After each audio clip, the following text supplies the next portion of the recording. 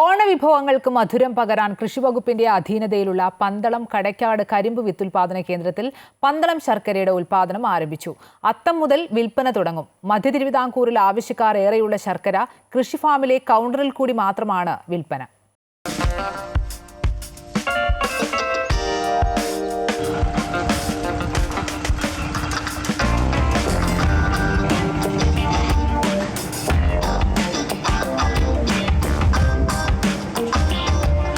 മായം ചേരാതെ ശുദ്ധമായി തയ്യാറാക്കുന്നതിനാൽ പന്തളം ശർക്കരയ്ക്ക് പ്രിയമേറെയാണ്.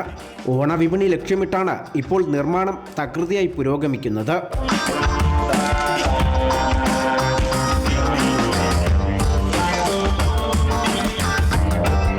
പന്തളത്ത് കരിമ്പ് വിത്തുൽപാദന കേന്ദ്രത്തിലെ 15 ഏക്കറോളം വരുന്ന പാടത്ത് ഉൽപ്പാദിപ്പിച്ച കരിമ്പാണ് ശർക്കര നിർമ്മാണത്തിനായി ഉപയോഗിക്കുന്നത്.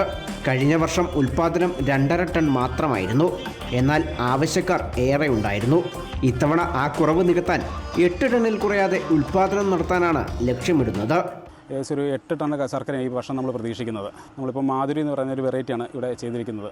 ഓണം എന്നുള്ള രീതിയിൽ മാത്രമല്ല നമ്മൾ ശർക്കര പ്രോസസ്സ് ചെയ്യുന്നത്. ത്രൂ ആയിട്ട് ഒരു വർഷം മുഴുവനായിട്ട് നമ്മൾ കൊടുക്കുന്ന രീതിയിൽ ശർക്കര ഉൽപ്പാദിപ്പിക്കാനാണ് പ്ലാൻ ചെയ്യുന്നത്. ഇപ്പോൾ നിലവിലൊരു പ്ലോട്ട് വെട്ടി അത് റീപ്ലാന്റ് ചെയ്തു. പുതിയതായിട്ടൊരു സ്ഥലം നമ്മൾ കണ്ടുപിടിച്ചിട്ട് അത് പ്ലാന്റ് ചെയ്തിട്ട് ത്രൂ ഔട്ട് ഇയറായിട്ട് ഒരു 8 വർഷത്തെ വിളവ് കണക്കാക്കിക്കൊണ്ട് എല്ലാ വർഷവും നമുക്ക് ഈ ശർക്കര വിപണിയിലോട്ട് എത്തിക്കുന്ന രീതിയിലോട്ടുള്ള പ്രവർത്തനമാണ് നമ്മളിപ്പോൾ മുമ്പോട്ട് ചെയ്തുകൊണ്ടിരിക്കുന്നത്. തമിഴ്നാട്ടിൽ നിന്നുള്ള പരിചയസമ്പന്നരായ തൊഴിലാളികളെ കരാർ വ്യവസ്ഥയിൽ നിയമിച്ചാണ് ഉൽപ്പാദനം.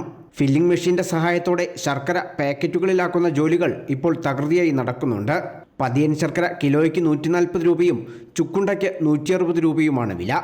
അമൃത ന്യൂസ്, പത്തനംതിട്ട.